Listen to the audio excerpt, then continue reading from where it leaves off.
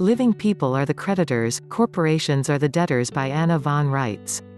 I can make this really, truly simple. Just study the title of this article until you fully grasp what it says and why it is true. Living people create and define the state.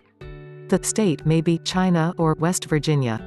The state is defined geographically as the area within which the laws established by a group of people apply. The state then creates territorial and municipal franchises, the Province of Szechwan, the City of Shanghai, the County of Blaine, the City of Clintwood. Notice that little word of, these are not actual physical provinces or cities. These are corporations created to caretake physical assets actually owned by the people living in the state. Forming a corporation of any kind is privilege granted by the state that belongs to the people living in that state. Thus, New York grants the privilege to form the federal state of New York and grants the privilege to form the territorial state of New York and grants the privilege to form the municipal state of New York. The municipal state of New York then grants the privilege to form the franchise known as the City of New York. All these privileges can be revoked and should be revoked the instant a corporation is caught doing anything improper, much less criminal. At the end of the day, all these corporations belong to New York, the state belonging to the people living inside the physical borders that define New York.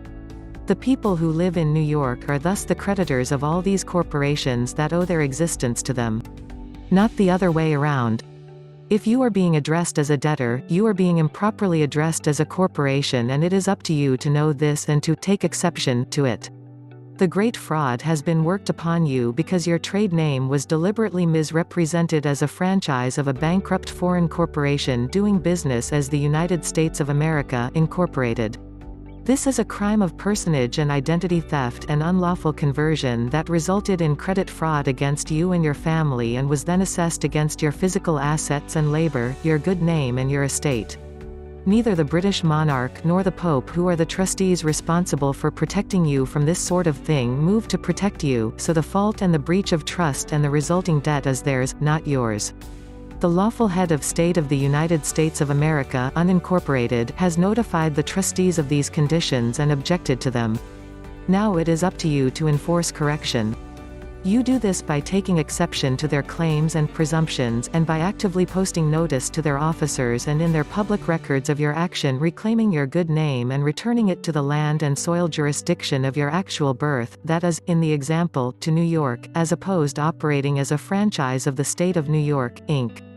If they attempt to continue their false claims, you cite their fraud and non-disclosure and continue to bring your claim. Next, you form your state jural assembly, the New York Jural Assembly, in the example cited, not the New York State, not the State of New York, not the State of New York, and certainly not the State of New York. None of this business concerns these foreign incorporated entities that exist only via privileges granted by New York. This is your physically defined state known as New York we are talking about, and as you are a living man or woman, this is the state you live in. You do not inhabit New York, you are not a resident in New York, you live there or in whichever other state of the Union you live in.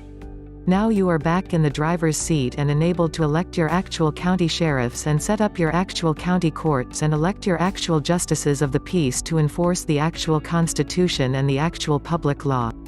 These criminals have been usurping upon your lawful government and upon your lawful authority for a very long time, but you have the power to turn this around and bring them to justice and to force them to pay their debts to you. Do so. Reclaim your lawful identity. Reclaim control of your state. Reclaim your country. Kick these criminals and trust breakers in the teeth. Do so lawfully, peacefully, and with great prejudice. Hit like, share, subscribe and get ready for more videos from Anna von Reitz.